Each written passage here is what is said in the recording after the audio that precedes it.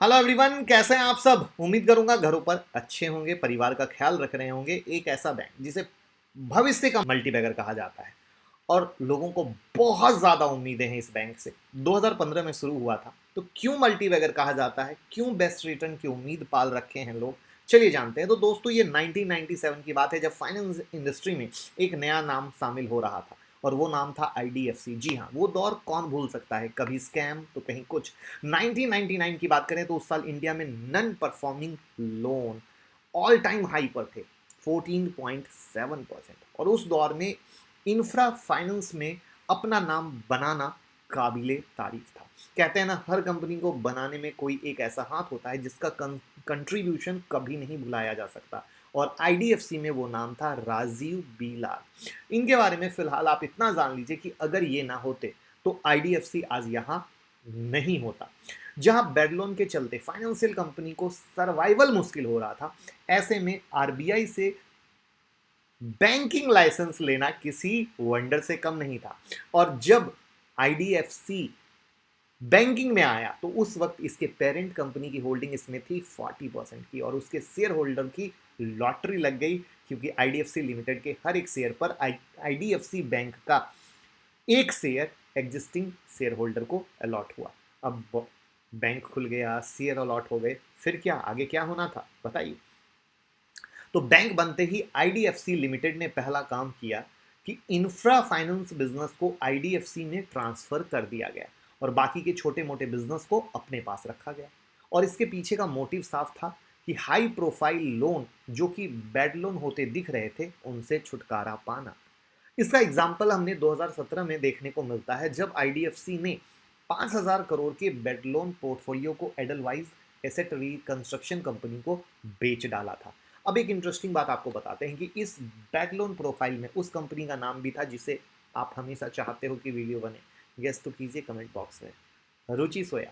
खैर, थोड़ा आगे बढ़ते हुए 2018 में जब आईडीएफसी बैंक और कैपिटल फर्स्ट का मर्जर होता है, अब ये डील दोनों के लिए बहुत खास थी। जहां आईडीएफसी अपने लेगेसी लोन से परेशान था, वहीं कैपिटल फर्स्ट जो कि बढ़ते इंटरेस्ट रेट सिनारियो से कॉस्ट फॉर कैपिटल में कमी चाह रहा था। कोई भी चाहेगा क्या, करेक्ट। तो इन दोनों आपस में हाथ मिलाकर काफी फायदा था एक दूसरे के लिए और अपने लिए। तो जब मर्जर हो गया तो सबसे ज्यादा फायदा किसको हुआ, तो वो हुआ कैपिटल फर्स्ट के शेयर होल्डर को, जिन्हें एक शेयर के बदले आईडीएफसी बैंक के 13.9 शेयर मिले। और 2018 ही वो वक्त था जब आईडीएफसी बैंक अपने सुनहरे दौर में था। क्यों? क्योंकि मेरा एक पसंदीदा नाम है वी वैद्यनाथन के लीडरशिप में। ये नाम कौन है, कोई बता सकता है? आईसीआईसीआई प्रूडेंशियल लाइफ इंश्योरेंस के एक्स एमडी, जिन्होंने आईसीआईसी प्रू की काया पलट कर दी थी। क्या आप ये जानते हैं? जरूर बताएं। ये वो चीजें हैं ना जो कंपनी से दोस्ती कराती है, ये वो बातें हैं ना जो कंपनी में ट्रस्ट कराता है। ये मेरी बात आप जान लीजिए। खैर, कहानी तो क्लियर हो गई होगी। अब आते हैं रिसेंट पिक्चर पर। IDFC bank, IDFC first bank actually कहा जाए तो, करेक्ट। तो आईडीएफसी फर्स्ट बैंक के नए एमडी वी वैद्यनाथन ने आते ही होलसेल बैंकिंग को साइड करके पूरा फोकस रिटेल बैंकिंग की तरफ शिफ्ट कर दिया। और अपने एक प्रेस स्टेटमेंट में उन्होंने कहा कि आईडीएफसी के रिटेल बुक को 1 करोड़ तक पहुंचाना है, साथ ही आरओए ग्रोथ को अगले 5 साल में 1.5% तक लेके जाना है। अब आईडीएफसी फर्स्ट बैंक के बिजनेस और फाइनेंस को अगर समझें तो 35,180 करोड़ के मार्केट कैप की कंपनी है। Retail banking 36%, corporate banking 25%। यानी रिटेल पे फोकस धीरे धीरे बढ़ाते जा रहे हैं। यहां पर जैसा कि मैंने बताया, सिंपल फोकस है रिटेल बिजनेस पर। और इस Q4 2021 के रिजल्ट में यही देखा गया। रिटेल लोन में 26% का ग्रोथ और कॉर्पोरेट लोन में गिरावट। कासा रेशियो में तेजी, रिटेल बुक इंक्रीज्ड जैसा कि आपको बताया। इंफ्रास्ट्रक्चर लोन जो कि होलसेल का पार्ट आता है वो डिक्रीज हो गया 27%। कासा डिपॉजिट रेट इंक्रीज पता है कितना हुआ? 122% year on year basis. CASA यानी करंट सेविंग। फाइनेंशियल 2021 में प्रॉफिट हुआ। यहां पर बिग क्वेश्चन ये है कि बैंक जो लेगेसी और प्रेजेंट में एसेट क्वालिटी प्रेशर में चल रहा है, लेगेसी क्यों बोला? क्योंकि वीडियो के शुरू में बताया, उसको क्या कंट्रोल कर पाएंगे। तो जो मुझे लगता है प्रेजेंट की चीज हैंडल ये आराम से कर लेंगे क्योंकि ये सबको झेलना पड़ रहा है और ये लोग समझ रहे हैं।